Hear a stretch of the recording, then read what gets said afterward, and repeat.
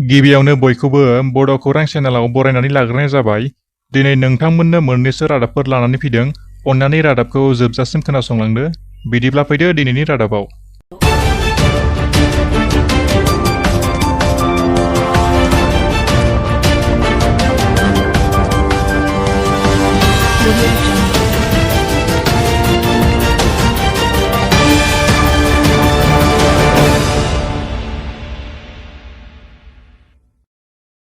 गौरेसरनि मुकुन्दपुराव जल जीवन मिशन मावबिथांखिनि खामानियाव थिकादारनि गोबां बेले-बेजे आरो जाख्ल'नायनि अजद।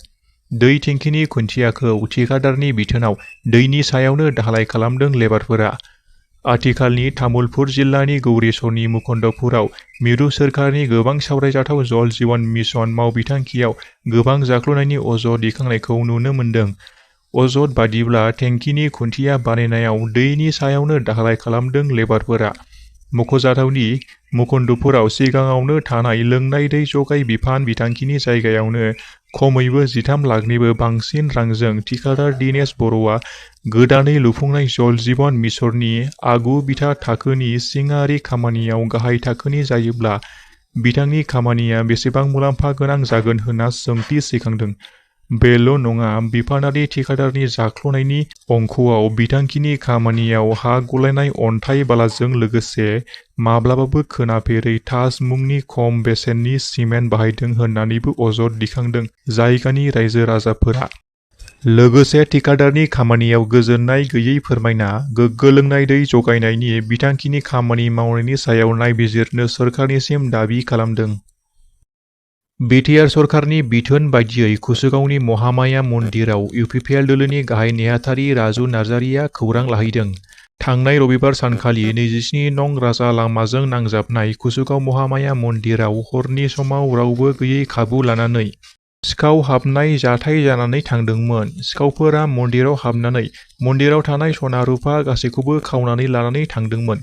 बे जाथायखौ खोनानानै बिटिआर सरकारनि बिथोन बादियै इउपिपिएल दोलोनि गाहाय नेहाथारि राजु नार्जारि आरो आइजो गांखं आफादगिरि प्रतिभा ब्रह्म बिथांमोनजों लोगोसे कुसुगाव ब्लक इउपिपिएल दोलोनि मावथिफोरा खौसेयै खौरां लाहैयो आरो नेहाथारि बिथां राजु नार्जारिया एरै बाथ्राजों खौरांगिरिनि सिगाङाव बुंथिनानै होयो।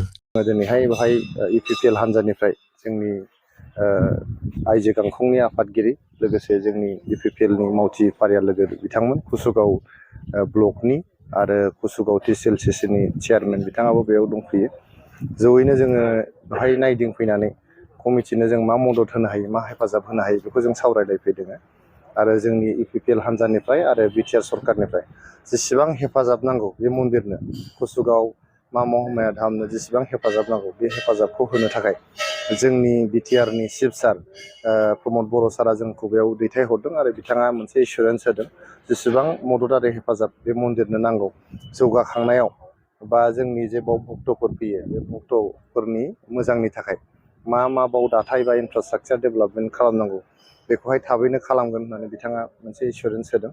लोगोसेयैहाय जोंनि जे सिखावजों लांजानाय जे अलंखारफोर दङ बे अलंखारफोरखौहाय माबोरै बेवहाय लाबोफिननो हायो माबोरै बेहाय हरफिननो हायो बेनि थाखाय सानलायनायनानै सावरायलायनानै बेखौ थाबैनो आखायाव लागोन होननानै जोंनि बिटिआरनि चिफ सार प्रमद बर' बिथाङा जोंनो बिथोन होदों आरो जोंनि कमिटिनो मा महामाया कुसुगाव धाम जे दङ बे कमिटिनो फोरमायनो थाखाय जोंखौ दैथायहरनायखाय जों बेयाव फैनानै बिथांमोननो बे बाथ्राफोरखौ फोरमायफैदों।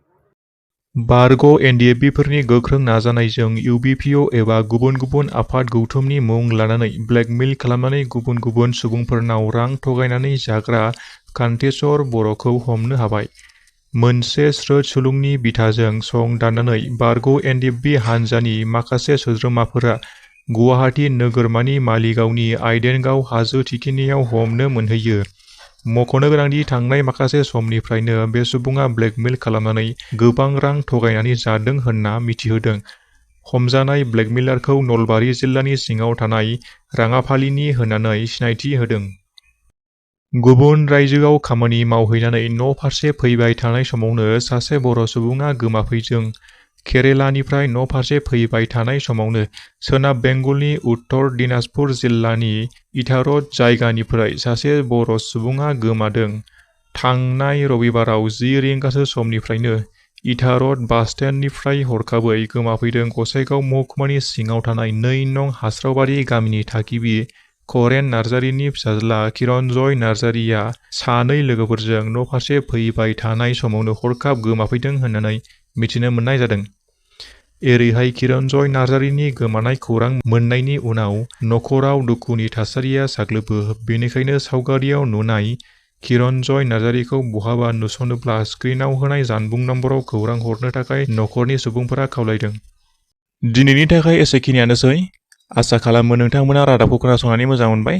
जुदि मोजां मोनदोंब्ला अन्नानै लाइक खालामदो आरो चेनेलाव गोदानै फैदोंब्ला साबस्क्राइब खालामनानै गालांदो। गोजोन्थों।